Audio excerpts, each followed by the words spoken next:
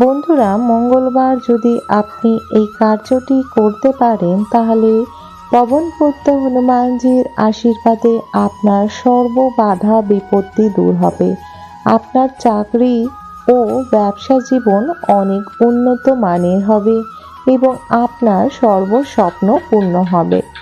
বলা হয় যে হনুমানজির মঙ্গলবার করে যদি মন্দিরে গিয়ে বা আপনার ঘরে ছবি যদি হনুমানজির থেকে থাকে বা মূর্তি, তাতে যদি আপনি এইভাবে পূজা করেন তাহলে সেই পূজা সম্পূর্ণরূপে স্বীকার করেন হনুমানজি এবং সেই পূজায় উনি সন্তুষ্ট হয়ে সেই ব্যক্তি সর্ব সুখ এবং সম্পত্তি, ধন দৌলত এবং তার সাকসেস, ভয় বিপত্তি, রোগ ব্যাধি থেকে রক্ষা করায়।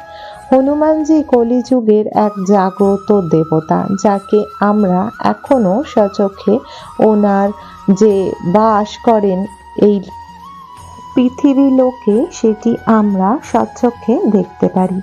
বন্ধুরা, হনুমানজিকে অনেকেই প্রশ্ন করে থাকেন যে আমরা মহিলারা পূজা করতে পারবো কিনা। বন্ধুরা, যদি আপনার ঘরে হনুমানজির ছবি বা মূর্তি থাকে আপনি পূজা করতে পারবেন, কিন্তু হনুমানজির বিশেষ পূজার দিন আপনি যদি ব্রহ্মচারী পালন করেন এবং আপনি যদি নিরামিষ আহার করেন, এতে আপনার পূজা স্বীকার করে হনুমানজি। যেহেতু হনুমানজি ব্রহ্মচারী, তাই ওনাকে ব্রহ্মচারী নিয়মেই কিন্তু সেই দিন থেকে পূজা পাঠ করার নিয়ম বিধি রয়েছে। এতে হনুমানজি সেই পূজা সম্পূর্ণরূপে স্বীকার করেন। বন্ধুরা, হনুমানজিকে আপনারা বা মহিলারা আমরা মন্দিরে যে হনুমানজি প্রতিষ্ঠিতা করা রয়েছে, অনেক সময় ছোঁয়া নিষিদ্ধ হয়ে থাকে, কারণ হনুমানজি কোনো মহিলাকে কিন্তু স্পর্শ করতেন না এবং সব মহিলাকে কিন্তু মায়ের চোখে দেখতেন এবং এই কারণেই হনুমানজিকে মহিলারা অনেক ক্ষেত্রে ছোঁয়া মানা থাকে, কিন্তু এটি কোনো গ্রন্থে উল্লেখযোগ্য নেই যে হনুমানজিকে মহিলারা পূজা করতে পারবেন না। ওনাকে আপনি কোনো সম্পর্কের মধ্যে জড়িয়ে পূজা করতে পারবেন, যেমন দাদা, ভাই, বাবা বা ভগবান রূপে জড়িয়ে, তাহলে আপনি পূজা করলে সেই পূজা খুব তৎক্ষণাৎই স্বীকার করে যে কোনো দেবদেবী। বন্ধুরা, আপনাদের মঙ্গলবার এই কাজটি করতে হবে। এর জন্য আপনার লাগবে আকন্দ ফুলের পাতা, অথবা আপনারা যদি কোথাও আকন্দ ফুলের পাতা না পান তাহলে আপনারা অশ্বত্থ গাছের পাতা নিতে পারেন। এই পাতাগুলি নেবার পর গঙ্গা জল দিয়ে ধুয়ে একদমই শুদ্ধ করে নিতে হবে এবং তারপরে আপনাকে এই পাতার মধ্যে রাম রাম লিখতে হবে। প্রতিটি পাতাতে রাম লিখতে হবে। এর জন্য আপনারা সিঁদুর নিয়ে ভালো করে সরষের তেলে বা চামেলি তেলে বা ঘিতে গুলে নিতে পারেন, অথবা নতুন আলতা নিয়ে এসে সেটি দিয়ে আপনারা রাম লিখতে পারেন এবং প্রতিটি পাতার মধ্যে আপনাদের সিঁদুরের ফোঁটা দিতে হবে এবং তারপর সেই পাতাটির মধ্যে আপনারা লাল সুতো বা হলুদ বা সাদা সুতো দিয়ে ভালোভাবে মালা তৈরি করে নেবেন এবং এই মালাটি যদি আপনারা মন্দিরে গিয়ে 9টি মঙ্গলবার মন্দিরে হনুমানজিকে পড়াতে পারেন, মানে যে ব্রাহ্মণ মশাই আছে তার হাত দিয়ে দেবেন, তার হাত থেকে পরিয়ে দিতে পারবেন, যেহেতু মন্দিরের হনুমানজিকে ছোঁয়া যায় না। আর এবং আপনার যদি ঘরে হনুমানজি থাকে তাকে আপনি কিন্তু এই মালাটা অর্পণ করবেন।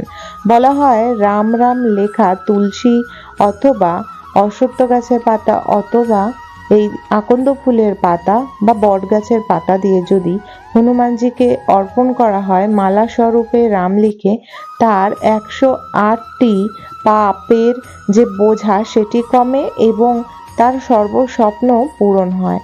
এই দিন আপনাকে কিন্তু অবশ্যই নিরামিষ আহার গ্রহণ করতে হবে, নেশা জাতীয় দ্রব্য থেকে দূরে থাকতে হবে, ঝগড়া অশান্তি এবং কারুর নানা রকমের কটু কথা বা লোকের সমালোচনা করা থেকে দূরে থাকতে হবে। এই দিন ঠাকুরের নাম জপ করতে হবে, সারাদিনে যতটি পারবেন রাম নাম জপ করবেন।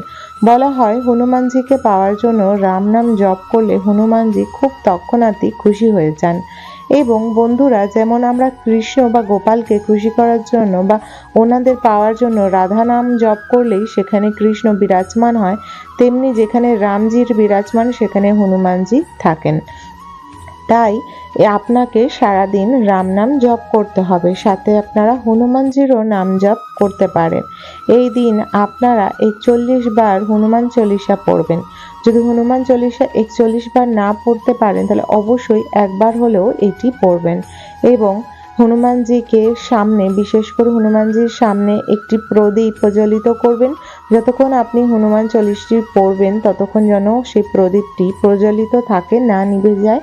পুজো সম্পূর্ণ হবার অন্তত আধ ঘন্টা পরেও অবধি যেন প্রদীপটি জ্বলে, সেইভাবে আপনারা প্রদীপটি প্রজ্বলিত করবেন। প্রদীপটির মধ্যে সামান্য পরিমাণে গুড়, একটা এলাচ, একটা লবঙ্গ দিয়ে প্রজ্বলিত করবেন। বলা হয় শুধু প্রদীপ প্রজ্বলিত করার থেকে কোনো আনাজ বা দ্রব্য দিয়ে প্রজ্বলিত করলে তার গুণ পাওয়া যায়। লবঙ্গ দিয়ে প্রদীপ প্রজ্বলিত করলে হনুমানজির সামনে নানা রকম রোগ ব্যাধি থেকে দূরে থাকা যায় এবং গোপন শত্রুর হাত থেকে রক্ষা পাওয়া যায়। কালো জাদু, টোটকা, টোনা, হাওয়া বাতাস ও ভূত প্রেতের হাত থেকে রক্ষা পাওয়া যায়। তেমন যদি এলাইচি দেওয়া থাকে আর গুড় দেওয়া থাকে তাহলে চাকরি ও ব্যবসা জীবন উন্নত হয় এবং নানা রকমের অর্থনৈতিক পথ নতুন নতুন খুলে যায়। মানুষের সর্বদা শরীরের মধ্যে পজিটিভ এনার্জি বিরাজমান করে এবং জীবনে চলার পথে সর্বসংকট আপদ বিপদ থেকে রক্ষা করে হনুমানজি। তাই হনুমানজিকে আপনারা এইভাবে প্রতি মঙ্গলবার যদি সেবা প্রদান করতে থাকেন তাহলে আপনি আপনার জীবনে স্বপ্ন খুব তাড়াতাড়ি পূরণ করতে পারবেন। বন্ধুরা, যদি আপনাদের কোনো এমন বিশেষ স্বপ্ন রয়েছে যেটি পূর্ণ হচ্ছে না, সেটি চাকরি বা ব্যবসায় উন্নতির দিক থেকে হোক বা জীবনে চলার পথে কোনো স্বপ্ন, সেটি আপনি একটি কাগজের মধ্যে, সাদা কাগজের মধ্যে লাল পেন দিয়ে লিখে তারপরে আপনারা 3 বার রাম রাম লিখে সেই পাতাটি বা সেই কাগজটি মুড়ে তার নিচে যদি আপনারা এলাচ, ঘি এবং বিশেষ করে তুলো, কোনো ধরনের যে সলতে পাওয়া যায় গেঞ্জি সলতে, সেগুলো না, তুলো দিয়ে এবং গুড় দিয়ে যদি প্রদীপ প্রজ্বলিত করে আর আপনারা হনুমান চল্লিশা পড়ে তার মধ্যে একটি ফুল অর্পণ করতে পারেন এবং হনুমানজির পায়ে একটি ফুল অর্পণ করতে পারেন, তাহলে সেই দিনটি আপনারা সেই কাগজ জবা গাছ অথবা আপনারা আকন্দ বা ধুতরা গাছের নিচে এটি পুঁতে দিতে পারেন। পুঁতে দেওয়ার সময় এর মধ্যে সামান্য একটু গুড় ও এলাচ দিয়ে পুঁতে দেবেন। বলা হয় এই কার্যটি যদি আপনি করতে পারেন তাহলে খুব তাড়াতাড়ি সেই স্বপ্ন পূরণ হবে এবং জীবনে চলার পথে সর্ব বাধা বিপত্তি থেকে রক্ষা দেবেন। হনুমানজির পূজা যদি শুরু করেন নিশ্চয়ই আপনারা মনে করে 3টে মঙ্গলবার, 9টি মঙ্গলবার, এছাড়া আপনারা 41টি মঙ্গলবার, 16টা মঙ্গলবার করতে পারেন। বন্ধুরা, আপনারা এছাড়া বিশেষ করে 108 মঙ্গলবারও মানতে পারেন। এতে জীবনে কোনোদিনও কোনো প্রকার দুঃখ, কষ্ট ও দারিদ্রতা আসে না। সর্বদা আপনারা পজিটিভ এনার্জিতে বিরাজমান করেন, হনুমানজির ছত্রছায়ায় সর্বদা থাকেন। আশা রাখবো বন্ধুরা আজকের ভিডিও তথ্যটি আপনারা বুঝতে পেরেছেন। ভিডিও তথ্যটি যদি ভালো লেগে থাকে একটু লাইক করবেন, কমেন্ট বক্সে জয় শ্রীরাম বা জয় হনুমানজির জয় অবশ্যই লিখবেন।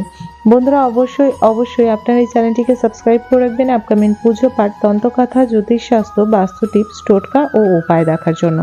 সবাই ভালো থাকবেন, সুস্থ থাকবেন। রাধে রাধে।